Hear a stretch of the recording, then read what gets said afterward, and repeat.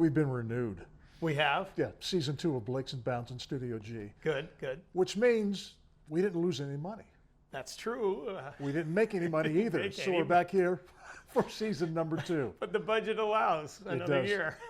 Hope you had a good summer. We did. I think we left you last sometime in, was it August? Yeah, July or August. I think it was Yeah, August. Yeah, yeah. we did just those 2 summer shows just for fun. But yeah, now we're, as you mentioned, we're going to start again. But now it's fall. It's upper 40s. It's cloudy. It's going to rain. So we're here anyway. We're back in the garage. We both traveled internationally. We did. So that's Just going to recently, be yeah. right. That's going to be the theme of this episode. You left before I did, so your trip was first. Get out of the country and go to other countries and find out what life is like. Debbie and I took a Scandinavian cruise. Wow. We flew to Stockholm. We went from Stockholm to Tallinn, Estonia, a couple places in Germany, a couple places in Denmark, a bunch of places in Norway. It was about 2 weeks. First stop was at Tallinn, Estonia. Just a lot of old architecture. There was a pharmacy there. It still operates too. Mm-hmm. It was established in 1422. Amazing, right? Yeah. Just amazing. A couple towns that I really enjoyed. Stockholm, where we first arrived there. I just love the architecture there and the vibe and the feeling of where we were, close to Old Town. And another favorite place was Aalborg, Denmark, which is a town of about 120,000 people. It's kind of a mix of old and new. 40,000 college students live there. Is that right? But it was just a fascinating place to see the new mixed in with the old. Oslo was fabulous. One thing I noticed about being in the Scandinavian countries, particularly Norway, it is not cheap. It is very expensive. I tried to have a beer everywhere I stopped. And I think a couple places in Norway I had a beer. It was like $18 a beer. Was it really? Yeah. Interesting. But we've been to ball games at T-Mobile Park. That's true. I mean, that's what we're paying at the baseball and hockey games now. But in Norway, there's a 25% value-added tax on everything. And another impression I had of Europe, they freely admit they're highly taxed, but then they'll go, university's paid for, healthcare is paid for, and we're just fine with it. Right. It's like spending money, whatever Yeah. you have left. And the transit systems are fabulous as well. Yeah. The scenes in Norway were spectacular. The fjords. We stopped at a place called Stavanger, Norway, and walked around the old town there. Walked by one bar caught my eye. Yeah. The name of the bar was the Newsman. So of course it caught your eye. Of course it caught my eye. I didn't go in. It didn't look Yeah. like it was very busy, but I found that was interesting. We went from Stavanger to Eidfjord, Norway, and we took a boat into the fjords there. And the scenery is just spectacular, just spectacular. And then in Bergen, Norway, we took a bus tour deeper into Norway, and spectacular waterfalls and glaciers you can see.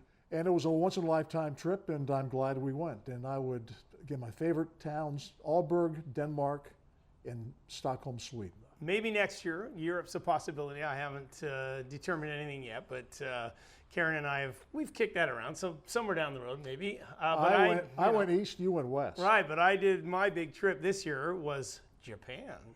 And yeah, just off the top of my head, Denny, you know, I guess it's what amazed me, because I've never been to Asia at all. So it was all brand new, both for me and Karen and Sid.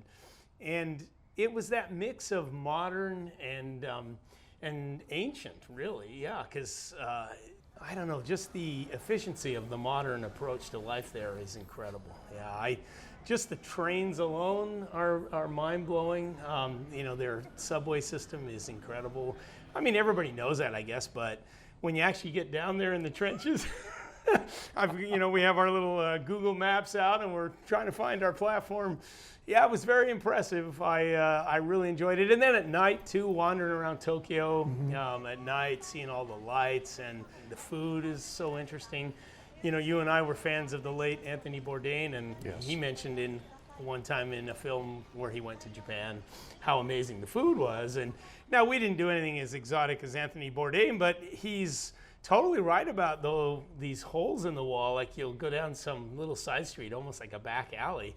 And we did that one night and stumbled on this ramen noodle place, and it was just so magical. You know, you're sitting in there with only about, I don't know, 10 or 12 total customers, but you're sitting right there and the chef's right in front of you putting things together. And so that was a great experience. Early on in the tour, when you look at license plates of cars, if it begins with an E, it's an electrical vehicle. Electric vehicle. And they are everywhere. You know, Everywhere. your observations on that are fascinating. What I noticed in Japan struck me the most was how new the cars are. I mean, maybe so much reliance on public transportation means that most people don't even buy a car, because the roads, we never really saw any immense traffic. And then, like I say, the cars were also new, and so many of them were either rideshare or taxis. So those were all just immaculate. And that's the other thing about the Japanese. Everything just seemed so clean, too. And the odd time we got in a cab or a rideshare, I mean, we, for the most part, were using the subway. But, you know, we caught a cab here or there, and everything just seemed immaculate. Yeah, it was amazing. Well, I think it's the bottom line is that if you can afford to go overseas and visit different countries, it will be a wonderful, wonderful thing to do, to be able to contrast the way people in other parts of the world live. Yeah. And you notice, you know, their idiosyncrasies as compared to ours, but you also discover that people are people who like to converse and who like to live free and happy and healthy. Where a lot of the world, most of the world, we're all the same thing. I think so, too, Denny. We really are.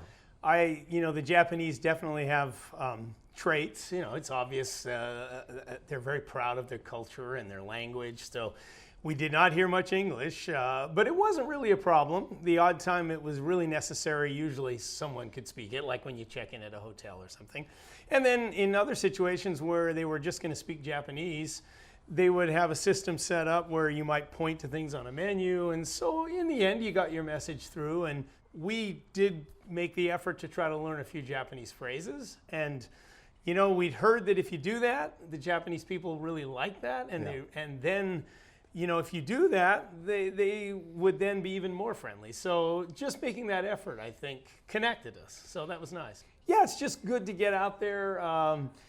You know, I can't ever see living in Japan. There's no real reason to even think about that kind of thing. But to see a society that's so well organized and so well run, and then the cultural things that I just touched on there a moment ago, it was still eye-opening, and it's a trip I'll never forget. It was really, really good. America, we can export the best of what we have, and we can also import the best of what some of the other parts of the world have. Yes. Which is a good way to end this one. Yeah. So we'll go back to talking about good old America in the next episode, I guess, right? That's right. Now we're done here. Live long and prosper.